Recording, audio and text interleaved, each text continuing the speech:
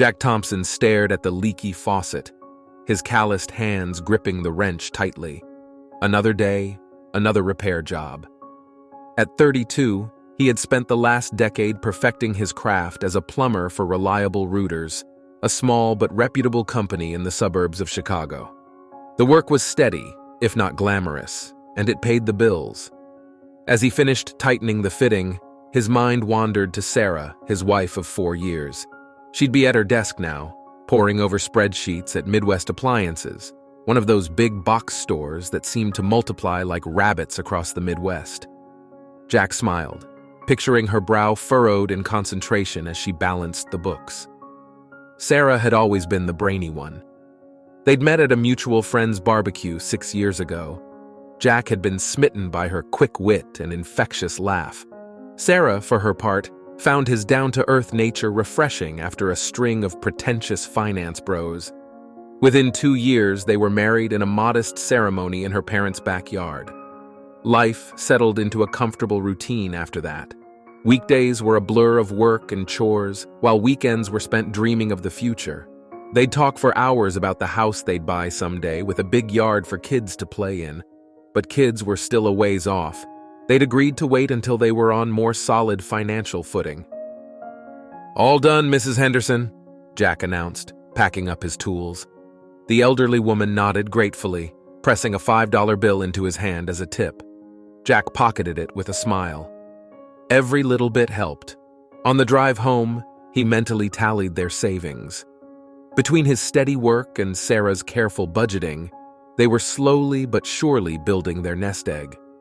Maybe in another year or two, they'd be ready to start trying for a baby. The thought both thrilled and terrified him. Jack pulled into the driveway of their modest rental home just as the streetlights flickered on. Through the window, he could see Sarah moving about the kitchen. His stomach growled in anticipation of whatever delicious meal she'd prepared. "Honey, I'm home!" he called out, hanging his jacket by the door.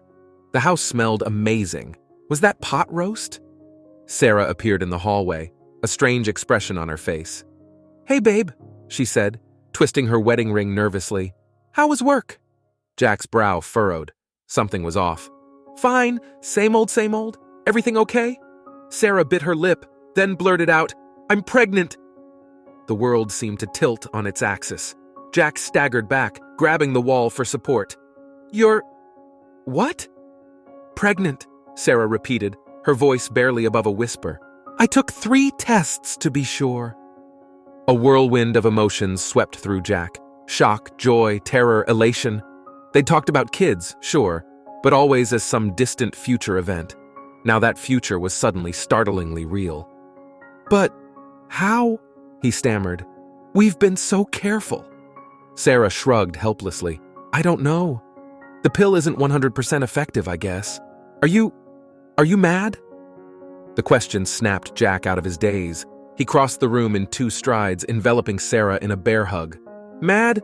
God, no, sweetheart. I'm over the moon." And he was, he realized. Sure, the timing wasn't ideal. Their savings weren't where they'd hoped. The house was too small, but none of that mattered. They were going to be parents. Sarah relaxed in his embrace, tears of relief streaming down her face. "I was so worried you'd be upset," she confessed. "I know we said we'd wait, but..." "Hey," Jack said, tilting her chin up to meet his gaze. "This is the best news I've ever gotten. We'll figure it out together, okay?" She nodded, a watery smile spreading across her face. "Okay."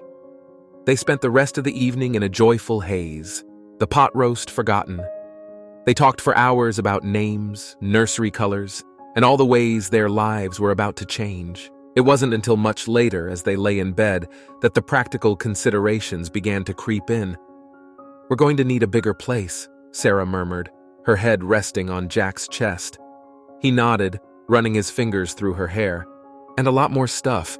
Cribs, car seats, diapers, it all adds up." "My health insurance should cover most of the medical expenses," Sarah said. "But I'll need to take time off work. Maternity leave is only partially paid." Jack's mind raced, calculating figures. "I could pick up some extra shifts, maybe do some side jobs on the weekends. We've got some savings to fall back on, too." Sarah propped herself up on an elbow, her expression serious. "Jack, I don't want you working yourself to death. We'll make it work somehow." He kissed her forehead. "I know we will. This kid is going to have everything they need, I promise." As Sarah drifted off to sleep, Jack lay awake, staring at the ceiling. The initial euphoria was giving way to a gnawing anxiety. How were they going to afford all this? The medical bills alone would be substantial, not to mention all the gear a baby required. And that was just the beginning. There'd be daycare costs, college funds to consider. He took a deep breath, forcing himself to calm down. They had 9 months to figure this out. 9 months to save, to plan, to prepare. It wouldn't be easy, but nothing worthwhile ever was. Jack glanced down at Sarah's sleeping form, her hand resting protectively over her still flat stomach. A fierce wave of love washed over him. This was his family now. He'd move heaven and earth to provide for them. With newfound determination, Jack began to formulate a plan. He talked to his boss tomorrow about picking up extra shifts. Maybe he could start doing some handyman work on the side. He was pretty handy with most home repairs. They'd need to start looking for a bigger place too, somewhere with good schools nearby. It would be a challenge, no doubt. But as Jack finally drifted off to sleep, he felt a sense of purpose he'd never known before. They were in this together, come what may. And together they could handle anything life threw their way. Little did Jack know just how much his resolve would be tested in the months and years to come. The months following Sarah's pregnancy announcement were a whirlwind of activity for Jack. True to his word, he threw himself into work with renewed vigor, taking on every extra shift and side job he could find. Weekends that were once spent relaxing became a blur of odd jobs, fixing leaky roofs, installing ceiling fans, and tackling any household repair that came his way. Sarah watched his frenetic pace with a mixture of gratitude and concern. "You're going to burn yourself out," she'd warn, rubbing her growing belly. Jack would just smile and kiss her forehead. "I'm fine, honey. Just want to make sure we're ready for this little one." But the truth was, he was exhausted. The physical toll of his increased workload was nothing compared to the mental strain of constantly worrying about their finances. Every ultrasound, every doctor's visit, every cute onesie Sarah bought was a reminder of the mounting expenses they faced. Still, as Sarah's due date approached, Jack couldn't help but feel a sense of excitement bubbling beneath the anxiety. They'd managed to scrape together enough for a down payment on a small 2-bedroom house in a decent neighborhood. It wasn't much, but it was theirs, and it had a little backyard where their child could play. The nursery became Jack's pet project. Every spare moment was spent painting walls, assembling furniture, and meticulously baby-proofing every inch of the house. Sarah would often find him in there late at night, just sitting in the rocking chair, a look of wonder on his face. "Can you believe we made this?" he'd say, gesturing to her belly. "A whole little person." Sarah would laugh, pulling him to his feet. "Come on, Dad. Time for bed. You've got work in the morning." Work. It had become Jack's entire life outside of Sarah and the baby. He was Reliable Router's top employee now, always willing to take on the toughest jobs or cover a shift at a moment's notice. His boss, Frank, had even hinted at a possible promotion to foreman shortly. "You keep this up, Thompson," Frank had said, clapping him on the back, "and you'll be running this place before you know it." The praise should have made Jack feel secure, but instead, it only added to the pressure he felt. He had to succeed, had to provide. There was no other option. Then, 3 weeks before Sarah's due date, everything changed. Jack was elbow deep in a clogged drain when his phone buzzed. Seeing Sarah's name, he quickly wiped his hands and answered. "Hey, honey, what's up?" "It's time," Sarah said, her voice a mix of excitement and fear. "My water just broke." The next few hours passed in a blur. Jack rushed to the hospital, his heart pounding so hard he thought it might burst out of his chest. The labor was long and difficult, but finally, after 18 grueling hours, their daughter Emma came into the world, red-faced and squalling. As Jack held his newborn daughter for the first time, all his worries and fears melted away. Nothing else mattered but this tiny, perfect being in his arms. He looked at Sarah, exhausted but radiant, and felt a love so profound it almost brought him to his knees. "We did it," he whispered, kissing Emma's forehead. "She's here. She's really here." The first few weeks at home were a sleep-deprived haze of diaper changes, midnight feedings, and more love than Jack had ever thought possible. Despite the exhaustion, he threw himself back into work with renewed determination. Now that Emma was here, the need to provide felt even more urgent. But fate, it seemed, had other plans. It started with whispers around the office, hushed conversations that would stop abruptly when Jack entered the room. He brushed it off at first, too focused on his responsibilities to worry about office gossip. Then came the meeting. Frank called the entire staff into the conference room, his usually jovial face grim.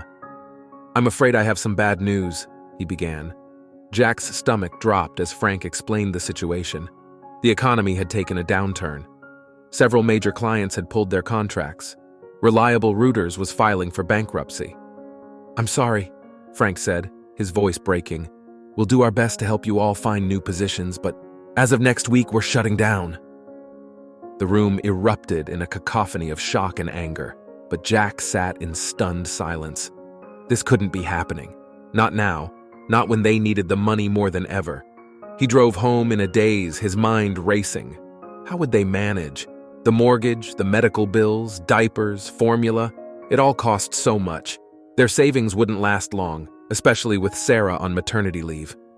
Sarah could sense something was wrong the moment he walked through the door. "Jack, what is it?" He told her everything, the words tumbling out in a rush. To his surprise, Sarah didn't panic. Instead, she listened calmly, bouncing Emma gently in her arms. "It'll be okay," she said when he finished. "We'll figure something out. We always do." Jack wanted to believe her, but the fear gnawing at his gut was hard to ignore. "How?" he asked. "I've got to find another job fast. But who's going to hire me with no notice? And what about health insurance? Emma's next checkup is in 2 weeks." Sarah was quiet for a moment, then said, "Actually, I got some news today too. Remember Jane from work? She called to check in and she mentioned that Midwest Appliances is expanding. They're opening several new stores in the region and need experienced staff to manage them." Jack nodded, not sure where this was going. "She said there's a regional manager position open. It would mean more responsibility, longer hours, some travel, but the pay is almost double what I was making before, and it comes with full benefits." The implications of what Sarah was saying slowly sank in. "But what about Emma? Your maternity leave?" Sarah took a deep breath. "I know it's not ideal, but maybe you could stay home with Emma for a while, just until we get back on our feet. You could look for work from home or pick up some handyman jobs that fit around Emma's schedule." Jack's first instinct was to refuse. He was the man, the provider. It was his job to work and support the family. But as he looked at Sarah and saw the determination in her eyes, he realized how selfish that thinking was. They were a team. If she could do this, could step up when they needed it most, how could he say no? "Are you sure?" he asked. "It's a big change." Sarah nodded. "I'm sure. We can do this, Jack. Together." And so, with a mixture of trepidation and hope, they embarked on this new chapter of their lives. The transition was far from smooth. Jack's first few weeks as a stay-at-home dad were a chaotic mix of diaper disasters, feeding struggles, and sleep deprivation. He'd never realized just how much work caring for an infant entailed. The days seemed to blur together in an endless cycle of bottles, naps, and laundry. Meanwhile, Sarah threw herself into her new role with characteristic determination. The job was demanding, requiring long hours and frequent travel to oversee the new store openings. But she thrived on the challenge, her natural organizational skills and eye for detail making her an instant asset to the company. At first, they managed to maintain a delicate balance. Sarah would come home exhausted but exhilarated, eager to hear about Emma's latest milestones and spend what time she could with her family. Jack would listen to her work stories, offering encouragement and support, even as he battled his feelings of inadequacy. "You should have seen the look on the regional director's face when I presented my cost-cutting plan," Sarah would say, her eyes shining with pride. He couldn't believe we could save that much on inventory management. Jack would smile and nod, pushing down the twinge of envy he felt. He was proud of Sarah, truly he was, but a small part of him couldn't help but feel left behind. As the months wore on, however, the strain began to show. Sarah's work commitments grew more demanding, often keeping her at the office late into the night or sending her on weekend business trips. Jack found himself shouldering more and more of the household responsibilities, his dreams of finding part-time work fading as the reality of full-time childcare set in. Emma's first birthday came and went, a subdued affair with just the three of them. Sarah had managed to get the day off, but she spent most of it fielding work calls and emails. Jack watched her, bouncing Emma on his knee, and wondered when exactly their roles had become so firmly entrenched. It was around this time that Sarah received her first substantial bonus. The amount was staggering to Jack, more than he'd ever made in a year at Reliable Rooters. "We should celebrate," Sarah said, her face flushed with excitement. "Maybe take a little vacation. We could go to that resort you always talked about." Jack hesitated. "I don't know, Sarah. Emma's still too young for travel, and the money, maybe we should put it towards the mortgage, or start a college fund?" Sarah's face fell slightly. "Oh yeah, I guess you're right. That's probably the responsible thing to do." They ended up compromising, using a small portion of the bonus for a weekend getaway to a nearby lake house. It was nice, Jack had to admit, to get away from the daily grind. Watching Sarah and Emma splash in the shallows, he felt a warmth in his chest he hadn't experienced in months. But all too soon, it was back to reality. Sarah's career continued its meteoric rise, each success bringing new opportunities and greater rewards. She was promoted to senior regional manager within 18 months, her salary now dwarfing anything they'd ever dreamed of making. With the influx of money came changes to their lifestyle. Sarah began buying new clothes for work, stylish suits, and dresses that made her look every inch the successful executive. She joined a gym and started getting regular manicures and hair appointments. "Appearance matters in the corporate world," she explained when Jack raised an eyebrow at the mounting expenses. Jack, for his part, found himself falling into an increasingly domestic role. He became an expert at stretching grocery budgets, learned to bake bread from scratch, and could remove any stain known to man. Emma was walking and talking now, a constant whirlwind of energy that left him exhausted but fulfilled. Yet despite the outward appearance of success, a growing distance was forming between them. Conversations that once flowed easily became stilted, full of awkward pauses and unspoken tensions.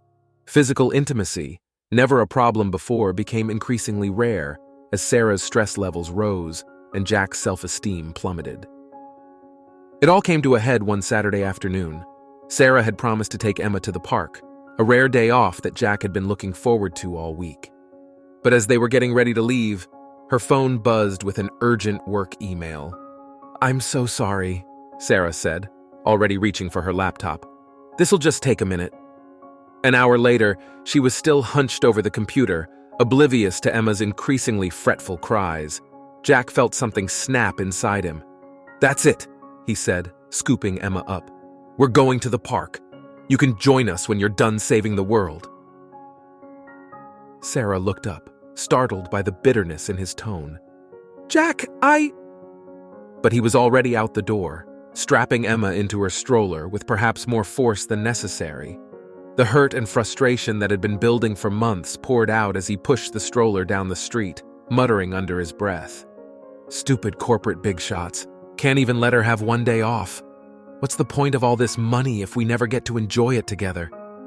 Emma, picking up on his mood, began to fuss.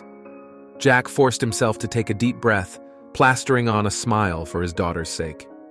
"It's okay, sweetie. Daddy's just being silly. Let's go see the ducks, huh?" By the time they returned home, Jack had calmed down somewhat. He felt a twinge of guilt for storming out like that. After all, Sarah was working hard for their family's future. But the guilt was quickly replaced by a fresh wave of anger when he opened the front door to find the house empty. There was a note on the kitchen counter. "Emergency at work. Had to go in. Don't wait up."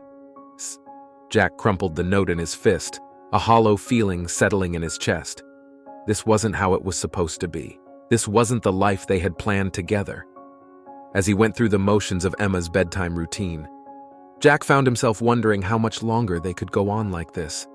Something had to give. He just hoped their marriage wouldn't be the thing to break. As the months rolled by, the gulf between Jack and Sarah continued to widen. Sarah's career trajectory showed no signs of slowing down. She was now overseeing the operations of 12 stores across 3 states, her name frequently mentioned in industry publications as a rising star in retail management.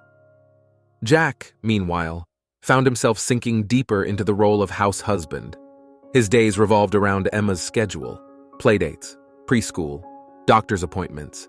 He'd become a fixture at the local playground, the lone dad among a sea of mothers. They were kind enough, always inviting him to their coffee mornings and book clubs, but he never quite felt like he fit in. The physical changes in both of them were becoming more pronounced. Sarah, buoyed by her professional success and regular gym sessions, seemed to grow more radiant by the day.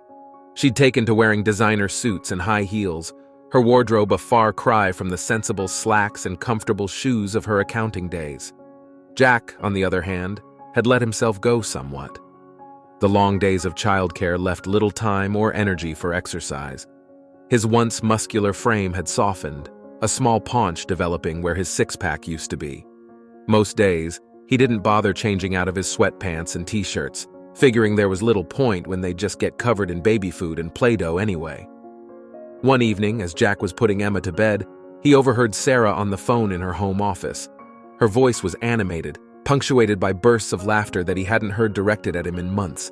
"Oh, Steve, you're terrible," she giggled. "No, I can't go out for drinks tonight, but maybe next week, after the quarterly review?" Jack felt a twinge of something. Not quite jealous, but close. Who was Steve? Why hadn't Sarah mentioned him before? When he asked her about it later, Sarah waved off his concerns. "Steve's just a colleague, Jack, the new VP of marketing. We're working closely on the expansion project, that's all." Jack nodded, not entirely convinced, but not wanting to push the issue. He trusted Sarah. She wouldn't, would she? But doubts, once planted, have a way of growing. Jack found himself paying more attention to Sarah's work calls, noting how often Steve's name came up. He started scrutinizing her appearance more closely, wondering if that new dress or hairstyle was for Steve's benefit. Sarah, for her part, seemed oblivious to Jack's growing unease. She was riding high on her success, each new achievement fueling her confidence. The quiet, cautious accountant was gone, replaced by a bold, assertive businesswoman who knew her worth and wasn't afraid to show it. "Guess what?" she announced one evening, practically bouncing with excitement. "The company's sending me to a leadership conference in New York next month. All expenses paid, at the Ritz-Carlton."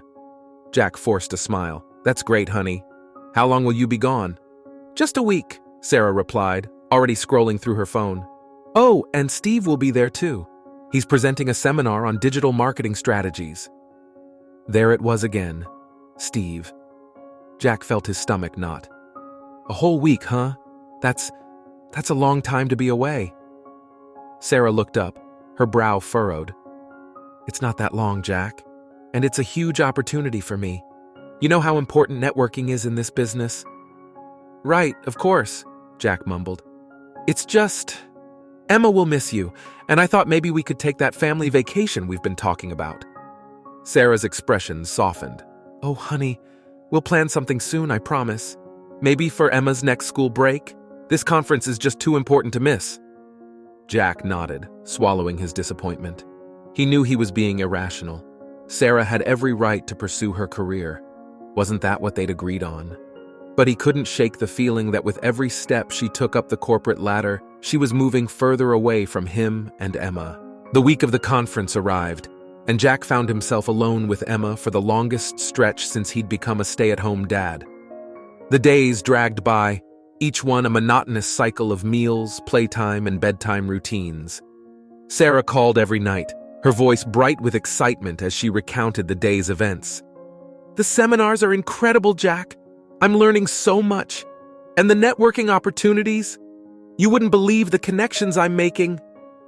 Jack listened, making appropriate noises of interest, all the while acutely aware of the distance between them, not just physical, but emotional. On the third night, he heard a male voice in the background of Sarah's call. "Hey, Sarah, we're heading to the hotel bar for drinks. You coming?" "Just a sec," Sarah called back. Then to Jack, "Sorry, honey, I've got to go. Some of us are getting together to discuss tomorrow's presentations. Kiss Emma for me." The line went dead before Jack could respond. He stared at the phone, a cold feeling settling in his gut. Was that Steve's voice he'd heard? Were they discussing work or... Stop it, he told himself firmly. Sarah wouldn't do that. She loves you. She loves Emma. But as he lay in their too-large bed that night, Jack couldn't help but wonder, when had they become such strangers to each other? When had their dreams diverged so dramatically? The day Sarah was due to return, Jack made an effort to spruce himself up. He shaved, put on a clean shirt, and even dabbed on some of the cologne Sarah had given him for Christmas, and which he'd barely worn since. Emma was excited too, bouncing around the house and singing, "Mommy's coming home! Mommy's coming home!" But when Sarah walked through the door, laden with shopping bags and a sleek new briefcase, Jack's heart sank. She looked different, more polished, more sophisticated. Her hair was styled in a chic new cut, and she was wearing a dress he'd never seen before, one that hugged her curves in a way that made him acutely aware of how long it had been since they'd been intimate. "Mommy!" Emma squealed, running to hug her. Sarah scooped her up, planting kisses on her cheeks. "Oh, I missed you, sweetie. Were you good for Daddy?" Jack stood awkwardly to the side, suddenly feeling out of place in his own home. "Welcome back," he said, leaning in for a kiss. Sarah turned her head at the last moment, his lips grazing her cheek instead. "Thanks, hun. Oh, it's good to be home. But I have so much to tell you. The conference was amazing. I think it's going to change things for us." As Sarah launched into a detailed account of her week away, Jack couldn't shake the feeling that things had already changed, and not necessarily for the better. The weeks following Sarah's return from the conference marked a turning point in their relationship.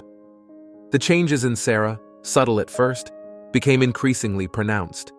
She threw herself into her work with renewed vigor, often staying late at the office or bringing work home. Her phone seemed permanently attached to her hand, constantly buzzing with emails, texts, and calls.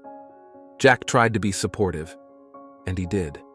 He listened to her work stories, offered encouragement when she faced challenges, and did his best to keep the household running smoothly. But he couldn't ignore the growing pit in his stomach, the nagging feeling that something was off. It started with little things. Sarah began dressing up more, even on days when she didn't have important meetings. She joined a trendy fitness studio, often rushing out early in the morning for power yoga sessions. Her schedule became increasingly unpredictable, with last-minute dinner cancellations and weekend emergencies at the office. One Saturday morning, as Jack was making breakfast for Emma, Sarah breezed through the kitchen in workout gear. "I'm heading out for a bit," she announced, grabbing an apple from the fruit bowl. "But I thought we were taking Emma to the zoo today," Jack said, trying to keep the disappointment out of his voice. Sarah's face fell. "Oh shoot, I completely forgot. I promised Steve I'd meet him for a training session. He's helping me prepare for the company 5K next month." There it was again. Steve, the name that seemed to come up in every other conversation these days. "Can't you reschedule?" Jack asked, aware of the slight whine in his tone. Sarah shook her head. "It's the only time that works with his schedule. I'm sorry, honey. We'll do the zoo next weekend, I promise." She kissed Emma on the forehead and was out the door before Jack could protest further. As the weeks wore on, Jack found himself increasingly preoccupied with thoughts of Sarah and Steve. He knew he was probably being paranoid, but he couldn't shake the suspicion that there was more to their relationship than just colleagues. He started paying closer attention to Sarah's behavior, noting the way she smiled when Steve's name popped up on her phone, and how she always seemed to have time for his calls no matter how busy she was. He even caught himself scrolling through her text messages one night while she was in the shower, feeling guilty but unable to stop himself. The texts were innocent enough, mostly work-related with a few friendly jokes thrown in. But there was an easy familiarity to their exchanges that made Jack's chest tighten with jealousy. One evening, after putting Emma to bed, Jack decided it was time to confront Sarah. He found her in her home office, poring over some reports. "Can we talk?" he asked, hovering in the doorway. Sarah looked up, a flicker of irritation crossing her face. "Can it wait? I've got to finish this presentation for tomorrow's meeting." "It's important," Jack insisted, stepping into the room. Sarah sighed, pushing her laptop aside. "Okay, what is it?" Jack took a deep breath. "I'm worried about us, Sarah. About our marriage. It feels like we're drifting apart." Sarah's expression softened. "Oh, Jack, I know I've been busy lately, but it's just temporary. Once we get through this expansion phase..." "It's not just that," Jack interrupted. I can't help feeling like something is going on between you and Steve." Sarah's eyes widened in shock, then narrowed in anger. "Are you accusing me of having an affair?" "No. I don't know, are you?" "I can't believe you're asking me this," Sarah said, her voice cold. "Steve is a colleague and a friend, nothing more." "But you spend so much time with him," Jack pressed. "The training sessions, the late-night calls." "Because we work together!" Sarah exclaimed. "God, Jack, is this what you've been thinking all this time, that I'm cheating on you?" Jack felt his face flush with shame. I don't know what to think anymore. You're always so busy, so distracted. It's like you have this whole other life that I'm not a part of." Sarah's expression softened slightly. "Jack, I'm sorry if I've made you feel that way. My job is demanding, yes, but it's important to me. I thought you understood that." "I do," Jack said quietly. "Or at least I'm trying to, but sometimes it feels like your job is more important than our family." Sarah was quiet for a long moment. When she spoke, her voice was carefully controlled. "I love you and Emma more than anything in this world, but I also love my work. Is it so wrong to want both?" Jack didn't have an answer for that. They sat in uncomfortable silence for several minutes before Sarah turned back to her laptop. "I do need to finish this presentation," she said, not meeting his eyes. Jack nodded, feeling defeated. As he turned to leave, Sarah called out, "Jack, I would never cheat on you. I hope you know that." He wanted to believe her. He really did. But as he lay awake that night, listening to Sarah's steady breathing beside him, he couldn't shake the feeling that something fundamental had shifted between them. The next few weeks passed in a haze of tension and awkward silence. Jack tried to push his suspicions aside, to focus on being a good father to Emma and a supportive husband to Sarah. But the seed of doubt had been planted, and it refused to stop growing. He found himself watching Sarah more closely than ever, analyzing her every move, her every word. Was that new perfume she was wearing? Why did she suddenly need to go into the office on Saturdays? And why did she always seem to be smiling at her phone? Jack knew he was driving himself crazy, but he couldn't help it. The more he tried to convince himself that everything was fine, the more certain he became that it wasn't. It all came to a head on a rainy Tuesday evening. Sarah had called to say she'd be working late again. Jack had just put Emma to bed when he heard a car pull up outside. Curious, he peeked through the curtains. His heart nearly stopped. There was Sarah, sitting in a car he didn't recognize. And next to her, leaning in close, was a man Jack had never seen before but instantly knew must be Steve.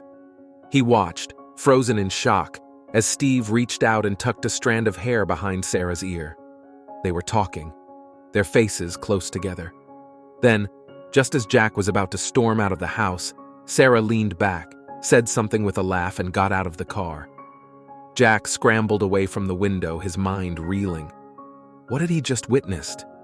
Was it as innocent as Sarah would surely claim, or was it proof of his worst fears? Jack made a decision as he heard Sarah's key in the lock. He couldn't go on like this. It was time to have it out once and for all. No more suspicions, no more doubts.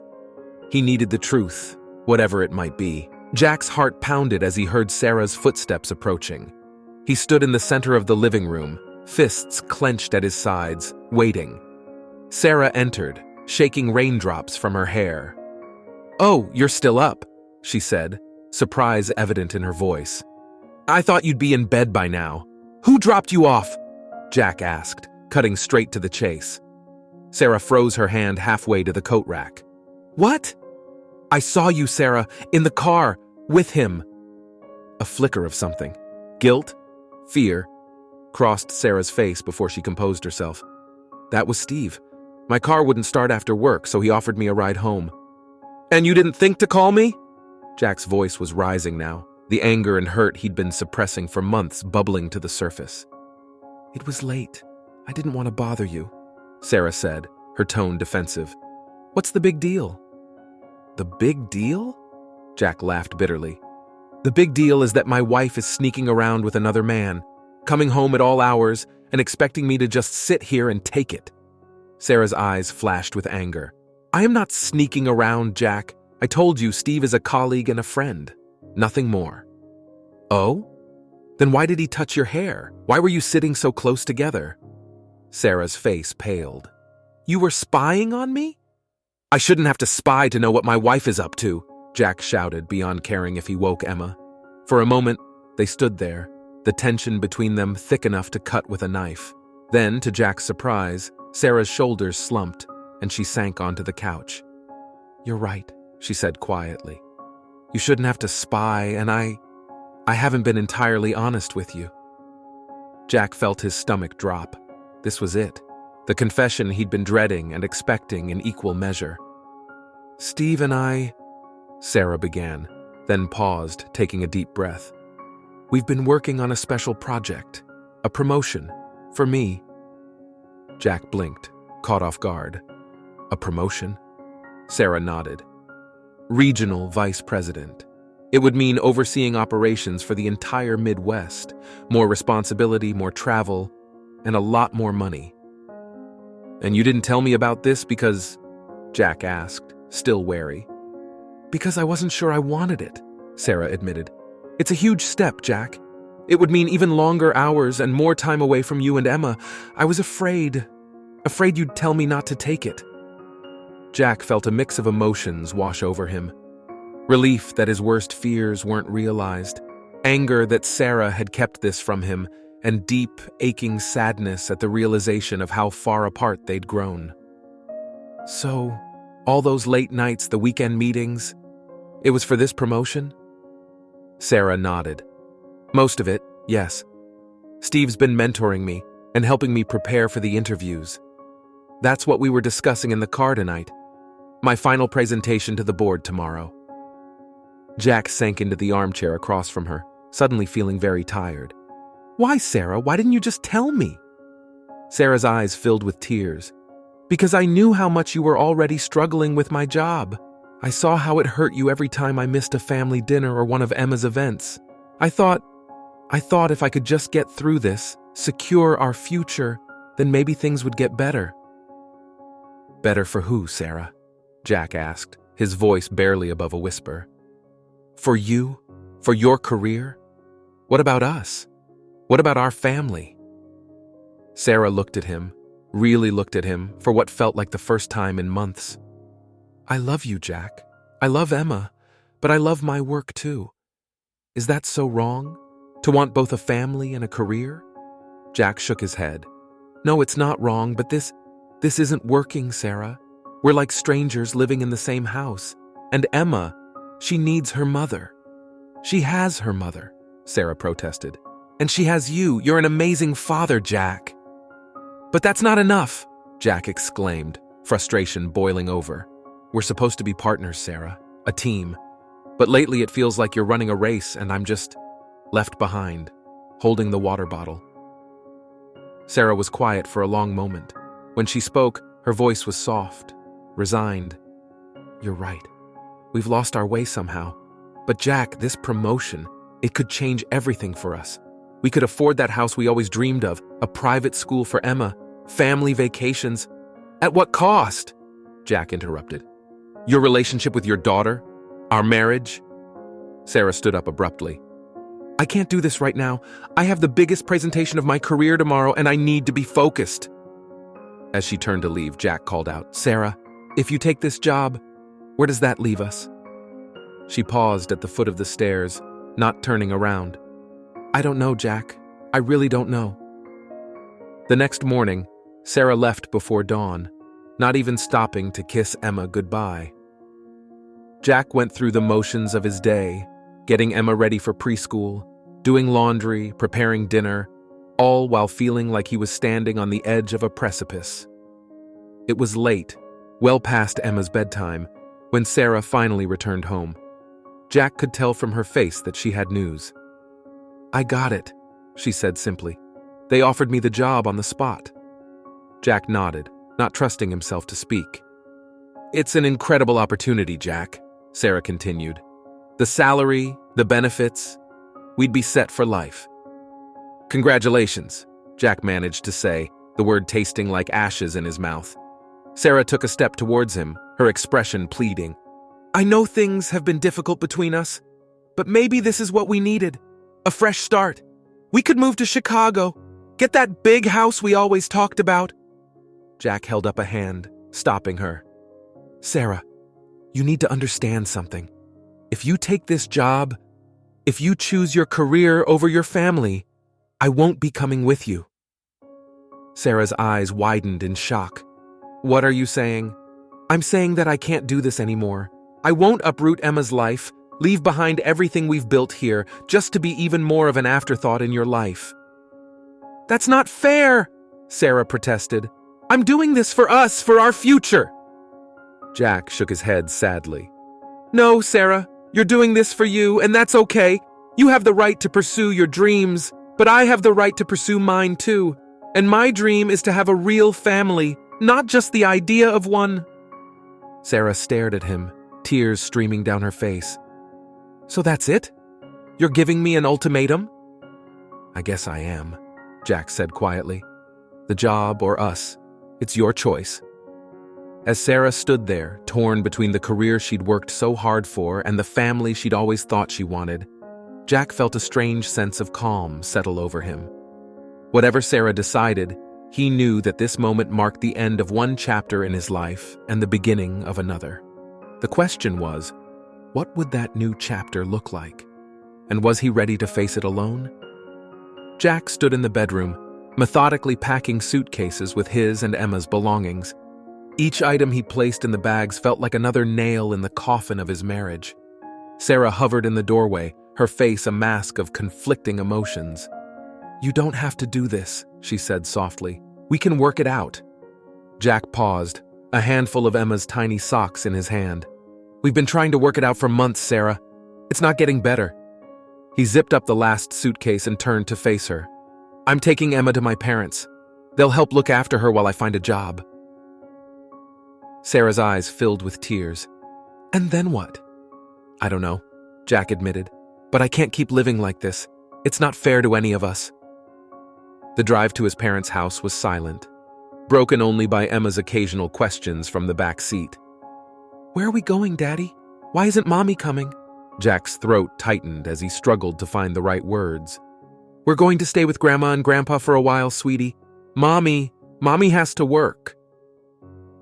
His parents welcomed them with open arms, concern etched on their faces. As they helped unload the car, his mother pulled him aside. "Are you sure about this, Jack?" He nodded, fighting back tears. "I don't know what else to do, Mom.